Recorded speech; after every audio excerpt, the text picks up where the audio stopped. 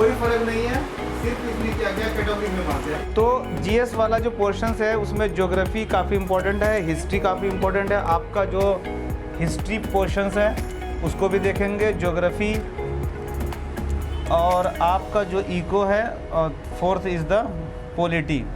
तो इन चारों से जो क्वेश्चंस आते हैं, जो जीएस का पोर्शंस है वो 80% क्वेश्चंस होता है और 20% आपका क्या है, करंट अफेयर्स है। अब डीयू ने इस बार जो टेस्ट लिया है आपका, चीज़ें सेम है क्योंकि उनका जो थर्ड कंपोनेंट है, आपका जो थर्ड सेक्शन जो है आप सेक्शन थर्ड, उसमें क्या है आपका, उसमें है जनरल स्टडीज़। जनरल स्टडीज़ जो है कि जो पहले जामिया भी जनरल स्टडीज़ पूछे जाते थे और इंग्लिश, तो बात वही है सेम। पहले क्या था आपका, जामिया जो भी टेस्ट लेती थी इंग्लिश एक पोर्शन होता था, जीएस होता था, जीएस रीजनिंग मैथ। तो CU सेट जो आपका दिल्ली यूनिवर्सिटी है, चीज़ें सेम है, इसीलिए पैनिक होने की आवश्यकता नहीं है। और आप इन चीज़ों पे वर्क करें, हिस्ट्री, ज्योग्राफी, इको, पॉलिटी और करंट अफेयर्स, जो कि आपका जनरल स्टडीज़ बनेगा और एक क्लासेस आपकी इंग्लिश की होती है। तो ज़्यादातर यूनिवर्सिटी क्या करेंगे, इन दोनों कंपोनेंट का एग्रीगेट करेंगे और वो उसी के बेस पे एडमिशन लेगा। तो लास्ट जो मैं 10 साल से देख रहा हूँ, लास्ट 7 और 8 साल से जामिया का जो क्वेश्चंस हैं, जो पैटर्न्स हैं, वो मोस्टली जो क्वेश्चंस होते हैं ज्योग्राफी, इंडियन ज्योग्राफी में भी कौन सा, इंडियन ज्योग्राफी, और हिस्ट्री में भी जो है इंडियन ज्योग्राफी। और बच्चे क्या पढ़ रहे हैं, जिनको आइडिया नहीं है, एक्सपीरियंस नहीं है, या जो बच्चे मोर नॉलेजेबल एक्सपीरियंस के साथ नहीं रहते हैं, वो वर्ल्ड हिस्ट्री पढ़ रहे हैं। और आज के ट्रेंड में ये देखा गया है, जो क्वेश्चंस आ रहे हैं 6-7 साल का पैटर्न है, मैं लास्ट 7-8 साल से पढ़ा रहा हूँ और जामिया में भी मैंने वर्क किया, जामिया स्कूल में वर्क किया, फैकल्टी में काम किया, तो वहाँ पे देखता हूँ क्वेश्चंस की जो पैटर्न है, ड्यूटी भी हमारी लगती थी। तो आज का ट्रेंड ये है कि जो क्वेश्चंस होते हैं हिस्ट्री और ज्योग्राफी में, वो इंडियन से होते हैं। अब जिनको आइडिया नहीं है वो वर्ल्ड हिस्ट्री पढ़ रहे हैं, Russian revolution, French revolution, world के बारे में जान रहे हैं, बट आपको जो है किंगडम के बारे में पता नहीं है, दिल्ली सल्तनत पता नहीं है। इसीलिए मैंने जो भी हिस्ट्री की क्लासेस दी है आपको, 10 जो यूनिट था, 10 चैप्टर काफ़ी इंपॉर्टेंट थे। तो आज हम देखेंगे ज्योग्राफी का जो फर्स्ट चैप्टर है आपका, इंडियन क्लाइमेट, काफ़ी इंपॉर्टेंट है, या रेनफॉल है। तो इनसे भी 1 या 2 क्वेश्चंस जामिया या आपका जो दिल्ली यूनिवर्सिटी है वह ज़रूर पूछेगा, क्योंकि NCERT के 9th में भी है और 11th में भी है, 12th में भी है क्लाइमेट चैप्टर। तो काफ़ी इंपॉर्टेंट होता है ये चैप्टर। इसीलिए अगर इस चैप्टर को आप अच्छे से समझ गए तो जो दिल्ली यूनिवर्सिटी में जाना चाहते हैं उनका भी काम हो जाएगा, और जो जामिया में जाना चाहते हैं उनका भी काम हो जाएगा, और GS वाला पोर्शन भी आपका सॉल्व हो जाएगा, जो GS पोर्शन है। तो इसीलिए DU के लिए ज़्यादा कोई पैनिक होने की आवश्यकता नहीं है। वही 4 चीज़ें पूछ रहे हैं वो, इंग्लिश और जनरल स्टडीज़ जो कि डोमेन है इनका, और एक थर्ड है आपका सब्जेक्ट डोमेन। तो जो आप 12th में आपने पढ़ा है उन्हीं से क्वेश्चंस होंगे, और उनका लेवल 12th क्लास तक ही होगा आपका। ऐसा नहीं कि बहुत चीज़ें पूछेंगे। जैसे आपका मान लीजिए एक हिस्ट्री बुक है 12th की, या आपका क्या है, पोल साइंस है 12th की, जो पोल साइंस की किताब है, पॉलिटिकल साइंस की, जैसे मान लीजिए लोकसभा है, राज्यसभा, ऐसा कोई थोड़ी है कि राज्यसभा आपने छोटे क्लासेस में नहीं पढ़ा है। तो क्वेश्चंस का जो लेवल होगा वो क्या होगा, आप लूसेंट को पढ़ लो या मेरे नोट्स से आप पढ़ लो, तो वही सब क्वेश्चंस आएंगे। ज़्यादा इसमें कोई ज़रूरी नहीं है। थ्योरी कोई थोड़ी पूछेंगे, उससे MCQs के क्वेश्चन जो बनते हैं वो अलग होते हैं और थ्योरी अलग चीज़ है। इसीलिए आपको जो भी पढ़ाया जा रहा है, जो भी इंपॉर्टेंट पार्ट्स पढ़ाया जा रहा है उस चैप्टर्स के, आपने देखा होगा कि मैं MCQs टाइप के क्वेश्चंस देता हूँ ताकि आप सॉल्व कर सको एग्ज़ाम में। आपका पर्पस है कि आप अच्छे नंबर कैसे गेन करना चाहते हैं, आपको थ्योरी बिल्ड नहीं करनी है। थ्योरी बिल्ड करने में रहेंगे तो फिर आपके MCQs नहीं होंगे। तो आपको इस तरह से हम पढ़ाते हैं। इसीलिए आज देखेंगे कि ज्योग्राफी का जो क्लाइमेट है वो किस तरह से वर्क करता है, रेनफॉल इंडिया में कहाँ ज़्यादा होती है, कहाँ कम होता है, इस तरह से देखेंगे। आई होप कि क्लियर है आपका कि CU सेट या जामिया का जो क्वेश्चन होगा कोई अलग चीज़ नहीं है। सिर्फ उसने क्या किया है, बदल दिया है कि कैटेगरी 1 में कर दिया, कैटेगरी B में कर दिया, कैटेगरी C में कर दिया, लेकिन कंपोनेंट वही है, इंग्लिश, GS और आपका रीजनिंग और मैथमेटिक्स, मैथ्स, जो कि प्लाज्मा आपको इन सारे टीचर्स अलग अलग प्रोवाइड किए गए, जिसको कि क्लासेस अलग अलग टीचर्स लेते हैं। जहाँ तक मैं आपका GS लेता हूँ तो 80 चैप्टर्स ऐसे हैं GS के, कितने, 80 चैप्टर्स, 80 फ्रॉम ज्योग्राफी के 20 चैप्टर्स में पढ़ाऊँगा आपको। और आपका पोल साइंस के जो है उनके भी 18 से 20 चैप्टर्स होते हैं। और आपका इको है, इको में भी वही 15 से 20 चैप्टर्स हैं। और आपका थर्ड क्या है, हिस्ट्री के वही 15 से 20 चैप्टर्स हैं। इस तरह से टोटल 80 चैप्टर्स बनते हैं। अगर इस 80 चैप्टर्स को आपने अच्छे से कर लिया तो आपका जो क्वेश्चन है, चाहे जामिया का टेस्ट हो, एमयू का टेस्ट हो, किसी सीयूसेट का हो, नहीं छूटेगा आपका, क्योंकि आपको मैंने पढ़ाया भी है। ऑलमोस्ट इनका कंप्लीट हो गया। हिस्ट्री कंप्लीट है ना? जो हिस्ट्री कंप्लीट है, आपने देखा होगा। अब आप कहीं भी क्वेश्चन करोगे, कभी भी सॉल्व करोगे क्वेश्चंस आप, तो आप देखोगे कि जो चैप्टर्स हमने पढ़ाए हैं और क्वेश्चंस कैसे कैसे, आप एनसीईआरटी बुक को पढ़ोगे, पूरी बुक आप पढ़ लोगे, लेकिन क्वेश्चंस कहाँ से लिए जाएंगे, कैसे क्वेश्चंस बनेंगे, उनका जो है कॉन्सेप्ट मैं ही देता हूँ आपको। बहुत सारे ऐसे बच्चे हैं, बोला सर दिल्ली सल्तनत हमने कंप्लीट कर ली, सेल्फ स्टडी में करता हूँ। ओके ठीक है। फिर बोला कि सर मैंने इंडस वैली सिविलाइजेशन बहुत अच्छे से पढ़ा है, but when I ask the questions regarding that chapters, MCQs, वो नहीं बना पाते हैं, क्योंकि उस पर्सपेक्टिव से उसने नहीं पढ़ा है। तो इसीलिए 80 चैप्टर्स आप कर लो, और जो 2 वीक्स हैं आपके, वो आपका करंट अफेयर्स के लिए होगा, 2 वीक्स लास्ट के, जिसमें कि 20 और 20 चैप्टर्स होते हैं। तो करंट अफेयर्स के लिए ज़्यादा पैनिक होने की आवश्यकता नहीं है, वो लास्ट के 20 डेज़ में आपको करा देते हैं। और 80 चैप्टर्स कर लो, 20 ऑलमोस्ट कितने चैप्टर्स होते हैं, 100 चैप्टर्स कर लो, आपका GS का जो पोर्शन है कंप्लीट हो जाएगा। कोई अनावश्यक जो इर्रेलिवेंट चीज़ें हैं उसको पढ़ने की ज़रूरत नहीं है। 1-2 क्वेश्चंस के लिए आप पता चला कि 20-20 घंटे पढ़ रहे हो, लेकिन आपको स्मार्ट वर्क करना है। टेस्ट हमेशा क्या है, MCQs क्या है, स्मार्ट वर्क है। ऐसा नहीं थ्योरी पढ़ रहे हैं, हम पढ़ रहे हैं लेकिन क्वेश्चंस नहीं कर पा रहे हैं। तो 80 चैप्टर्स हैं, और अभी आपके पास कितने दिन है, लगभग 90 से 100 डेज़ हैं, जो कि एग्ज़ाम आपको 15 जुलाई के बाद ही होगा एग्ज़ाम आपके, ठीक है, पहले नहीं होगा। तो इस तरह से आज हम देखेंगे कि आपका ये कॉन्सेप्ट देना था मुझे GS में, तो एक एक करके हम देखेंगे। तो आज हमने स्टार्ट किया है इंडियन क्लाइमेट रेनफॉल। तो सबसे पहले इसमें हम कॉन्सेप्ट लेंगे कि विंड क्या होती है।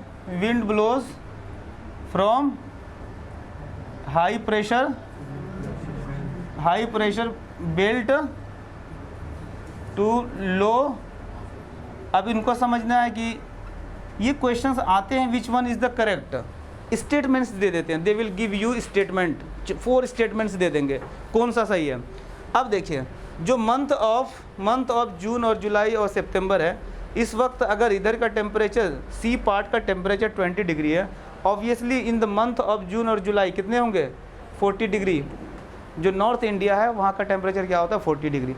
व्हेन टेम्परेचर इज़ हाई, जब टेम्परेचर क्या है, हाई है, तो जब टेम्परेचर ज़्यादा होगा तो क्या होगा, वहाँ की जो विंड है गर्म हो जाएगी। गर्म होने के बाद क्या होगा, वो विंड क्या ऊपर चले जाएगी। तो इस तरह से क्या फॉर्म करता है, entire part of India low pressure belt बन जाता है। और कंपेरेटिवली इसके और ये वाला जो पोर्शन है आपका पोर्शन सी वाला जो एरिया है वो हाई प्रेशर बेल्ट में रहता है। इसीलिए आपने देखा होगा ज्योग्राफी के बुक में क्लास 6 और जो भी क्लासेस में हो, विंड क्या है, सी से कहाँ जा रही है, लैंड की तरफ जा रही है, due to the high pressure to low pressure. इसलिए क्लाइमेट के चैप्टर में सबसे फर्स्ट जो थिंग है वो ये समझना होगा कि आपको हवा किधर से किधर चल रही है। तो in the month of June July August में wind blows from high pressure to low pressure. इस तरह से हम नहीं बोलेंगे सी से जा रही है लैंड की तरफ, लेकिन रिवर्स में आप जब देखेंगे तो सेकंड कॉन्सेप्ट आता है आपके पास। एक मैप इधर बनाता हूँ मैं इंडिया का छोटा सा, ठीक है। अब देखिए कौन सा मंथ है आपका, दिसंबर, जैन एंड फेब, ये मंथ है आपका। लेकिन क्या है, इस तरह से विंड चलती है, इसका नाम है आपका नॉर्थ ईस्ट मानसून या मानसून। अब ये बताइए कि इनका नाम नॉर्थ ईस्ट मानसून क्यों पड़ा, क्योंकि विंड किधर से आ रही है, नॉर्थ से साउथ की तरफ जा रही है। जिधर से ओरिजिन होता है विंड का नाम उससे जाता है, ओरिजिन पॉइंट जिधर है। तो ओरिजिन पॉइंट इसके इधर है ना जी, नॉर्थ है और साउथ जा रही है। लेकिन क्या है ये, इसी तरह से इस तरह जो हम करते हैं आपका north south west east, it means कि विंड का जो नाम दिया जाता है वो उसके ओरिजिन पॉइंट्स दी जाती है, जिधर जा रही है नहीं। एक आपका पर्सनल लाइफ है कि आप जहाँ से ओरिजिन है आपकी, जहाँ से आपका नेटिव प्लेस है, आपको लोग वहाँ से जानते हैं। जैसे if you are from the Haryana तो हरियाणवी बोलते हैं, तो ओरिजिन जहाँ विंड का है उसी के नाम से जाने जाते हैं। तो इस मंथ में दिसंबर, जनवरी और फरवरी में विंड क्या चल रही है, अब इस तरह से चल रही है। जहाँ के आपका ये कौन सा स्टेट है, TN, जहाँ के तमिलनाडु में क्या होती है, TN गेट रेनफॉल। इसीलिए जाड़े में ये वाले क्वेश्चंस बहुत आते हैं कि भारत के कौन से पार्ट में सर्दियों में, जाड़े में, यानी कि दिसंबर जनवरी में मूसलाधार वर्षा होती है, गेट हैवी रेनफॉल। तो कहाँ होते हैं, इसी पार्ट में, Tamil Nadu and due to the north east monsoon की वजह से। क्यों बारिश हुई, क्योंकि जब आपका ये विंड जब कहाँ से, सेवन सिस्टर से होते हुए आती है, सेवन सिस्टर से होते हुए आती है, तो बीच में उनको क्या मिला, कौन सा सी पोर्ट मिला, bay of Bengal. In bay of Bengal that wind get the moistures, और वो मॉइस्चर्स क्या होती है, तमिलनाडु के एरिया में बैरियर्स मिलते हैं उनके। जब बैरियर्स मिलता है तो क्या होता है, Tamil Nadu and Andhra Pradesh get the heavy rainfall. Okay, तो जाड़े में यानी कि विंटर सीजन में बारिश बहुत ज़्यादा होती है in the Tamil Nadu and Andhra Pradesh. ये कॉन्सेप्ट आपको समझना होगा, ठीक है। उसी तरह से एक क्वेश्चन पूछे गए थे कि राजस्थान में रेनफॉल क्यों कम होती है, what is the reason Rajasthan get the rainfall very low. तो इसमें क्या है कि आपका देखो इंडिया का मैप बनाया आपने, और क्या है आपका ये वाला जो पोर्शन से इधर एक क्या अरावली हिल है। अरावली हिल क्या होती है, और जो ये विंड क्या नाम है इसका, ये पूरे सारे का साउथ वेस्ट मानसून या विंड, तो इनके पैरेलल आगे बढ़ जाती है। आपके ऑप्शंस देंगे एग्जाम में, ड्यू टू फॉरेस्ट, इसीलिए कम रेंज, तो कई रीजंस देते हैं, बट आपको जो ऑथेंटिक रीजंस पता है तो क्लाइमेट चैप्टर बहुत इजी है। हर एक एग्ज़ाम में, चाहे आप गवर्नमेंट जॉब का एग्ज़ाम दो, बाद में UPSC का दो, BPSC का दो, आप SSC का दो, रेलवे का दो, कोई एग्ज़ाम देंगे आप वनडे वाला जिसमें सरकारी नौकरी मिलती है, तो 1 या 2 क्वेश्चंस क्लाइमेट पूछे ही जाते हैं। तो आई थिंक कि आपको है ना 30 मिनट में ये चैप्टर मैं कवर कराऊंगा, क्योंकि कॉन्सेप्ट है इनमें, रटने की ज़रूरत नहीं। मैं तो रोड लर्निंग कराता ही नहीं आपको, जो भी चीज़ें पढ़ाता हूँ मैं ट्रिक से पढ़ाता हूँ। तो इनका सबसे ज़्यादा बच्चों को परेशान करता है तो क्लाइमेट चैप्टर करता है। वो ये सोच लेते हैं पहले कि if in examination they will ask the questions regarding the climate, तो मैं क्या करूँगा, स्केप करूँगा। स्केप नहीं करना है। MCQs जो भी कम्पिटिटिव एग्ज़ाम होते हैं उनमें क्वेश्चंस स्केप नहीं किए जाते हैं।